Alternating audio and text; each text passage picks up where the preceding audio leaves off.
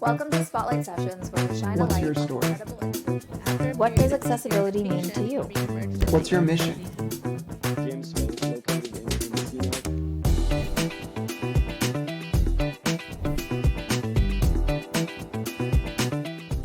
Hello, and welcome to another episode of accessiBe's Spotlight Sessions. We're really excited to have you here today. My name is Sapir Yarden, and I head up accessiBe's nonprofit partnership program. I'm really excited for our guest today, so welcome, Jake. Thank you, Sapir. Happy to be here. Amazing. So why don't we get started, and can you tell us a little bit about yourself? For sure. My name is Jake Weiner. I'm the founder and owner of ZOOZ Fitness. We are an inclusive gym space located in Encino, California. We empower individuals with developmental disabilities and other disabilities to become more active and move their bodies in a really fun way. I've been training for years and years, for as long as I can remember, and always wanted to create a place that was accessible to everyone. And what better way than to do that through movement and fitness? We love that. So where did the inspiration for ZOOZ Fitness come from? So ZOOZ Fitness started really organically. I started my career in various different activities and programs working with folks with disabilities, nonprofit work, for-profit, public schools, respite work, working individually with families. You name it, I did within the realm of special education, working with folks with disabilities.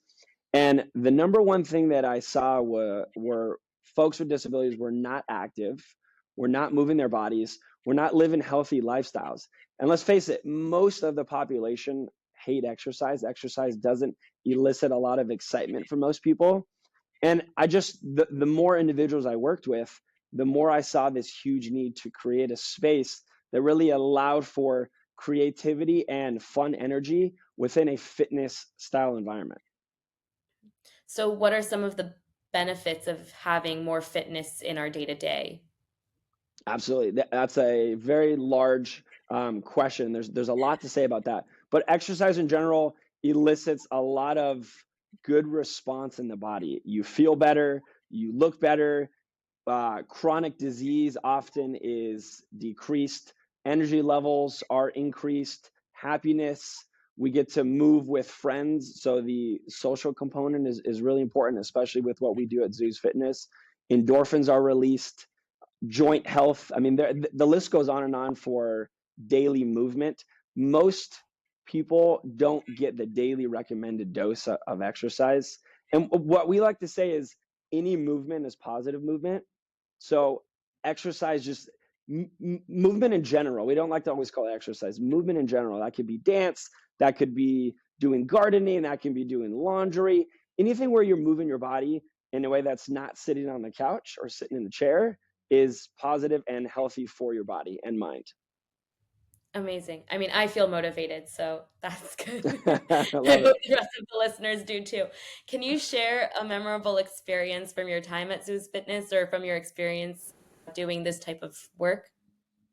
So we have countless memorable experiences, but there's one that always stands out. Whenever I get asked this question, there's one that stands out. We had a young man who he was around 19, 20 years old when he first started with us.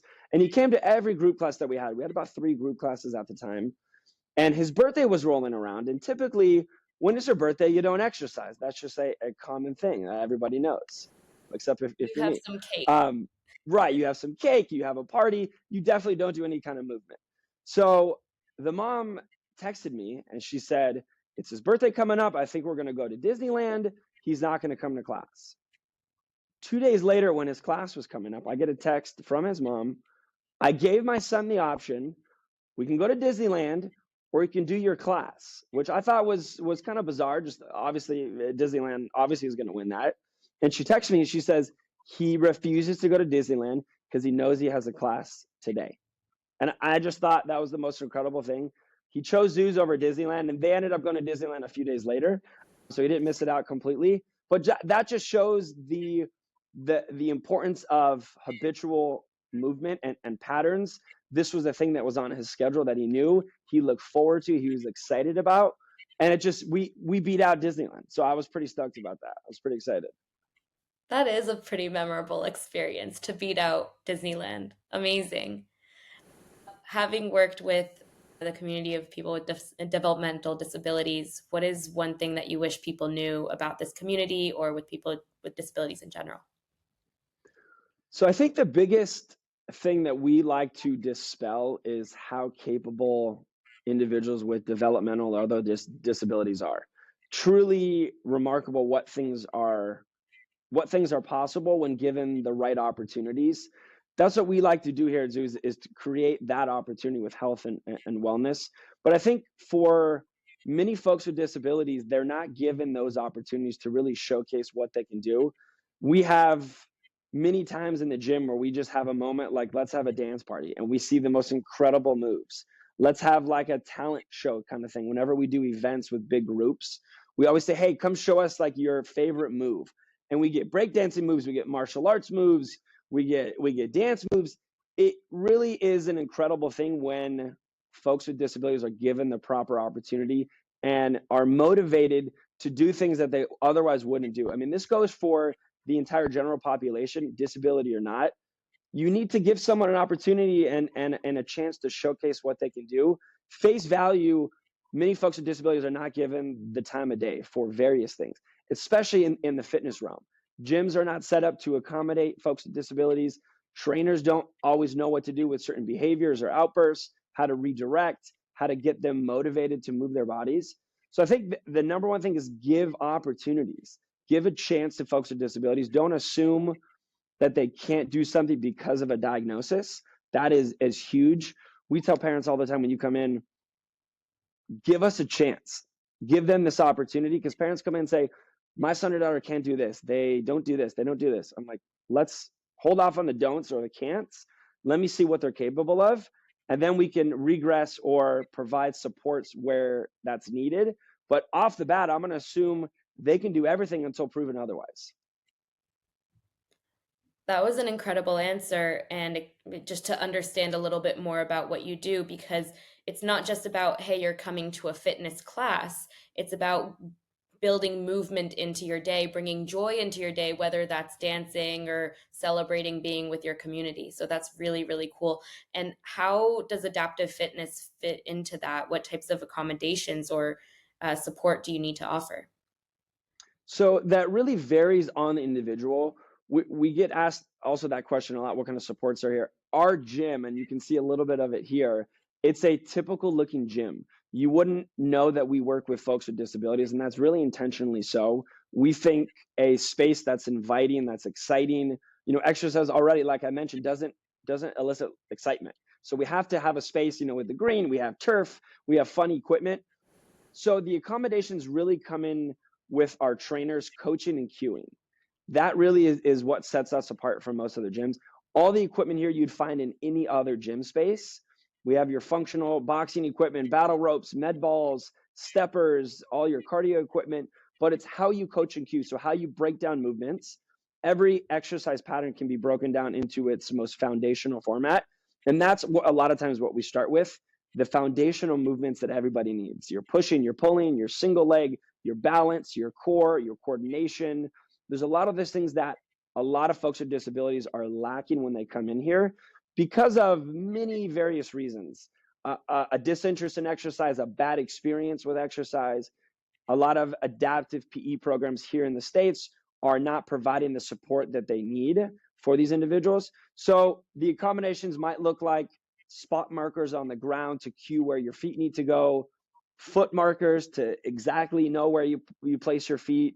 We might use a whiteboard to write down the different exercises that they check off after. So there's a schedule, routine.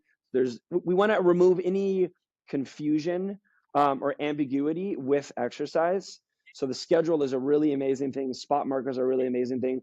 We have various size benches that if we're doing a sit to stand, a squat pattern, that someone might be able, if someone can't do a squat pattern, let's break it down. Let's go high knees. Let's work on hip mobility. Let's work on that basic foundational movement pattern.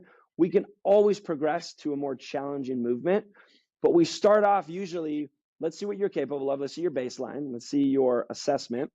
From there, we know how to modify, and it really varies from each individual. There's no cookie cutter routine. Every individual is very different, and every session with the same individual can be very different. So all of our trainers are really knowledgeable and equipped to handle really anything that comes up behavior wise or not understanding a specific movement pattern. We can break it down. We have a whole plethora of tools that we like to use, but it really comes down to the coaching and cueing. Amazing. Very educational and insightful as well. You alluded to this a little bit before, but what does accessibility mean to you? Accessibility means that everyone has access to everything. I mean, I think that in its really broad sense, accessibility is you can do anything you want to do. If you want to join a program, activity, class, anything that you want to do, if you have a disability, you should be able to access.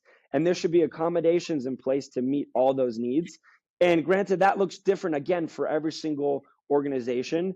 If you're doing pottery and someone has, challenge with molding, is there another thing that you can use to do that? I hate the word can't.